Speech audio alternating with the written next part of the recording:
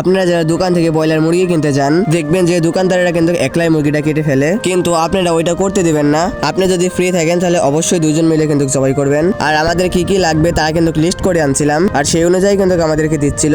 আসসালামু আলাইকুম গাইজ, আমি আছি আপনাদের সাথে নৌলাপুর ব্লগার। পাড়ার এক ছোট ভাইয়ের কিন্তু গাড়ি ভাড়া করে আমরা চলে যাই আরম্বাড়ির উদ্দেশ্যে। আর আমি কিন্তু একা যাচ্ছিলাম না, আমার সাথে কিন্তু আরো দুইজন যাচ্ছিল, কারণ অনেকগুলো বাজার করা লাগবে, বুঝতেই তো পারছেন। আর আজকের আবহাওয়াটা ছিল একটু মেঘলা টাইপের, না জানি কখন বৃষ্টি চলে আসে। আর আরম্বাড়িতে পৌঁছে কিন্তু আমরা সোজা রওনা দিয়ে দিই বাজারের ভিতরের উদ্দেশ্যে। আর আরম্বাড়ি বাজারে আসার উদ্দেশ্যই হলো আমাদের কিন্তু একটা ফুটবল খেলা হয়েছিল, হয়তো আপনারা অনেকেই জানেন। সেই উপলক্ষে একটা পিকনিকের আয়োজন করা হয়েছে। আর আরম্বাড়ি বাজার করতে আসলে কিন্তু আমরা এই কাকার দোকান থেকে কিন্তু বাজার করে নিই। তার ব্যবহার আচরণ সবকিছুই আমাদের কাছে কিন্তু অনেক ভালো লাগে। আর আমাদের যা কিছু লাগবে তার একটা লিস্ট আনছিলাম, সেই অনুযায়ী কিন্তু কাকা আমাদেরকে সব দিচ্ছিল। তারপরে যা কিছু আমরা নিয়েছিলাম সবগুলো কিন্তু কাকা হিসাব করছিল।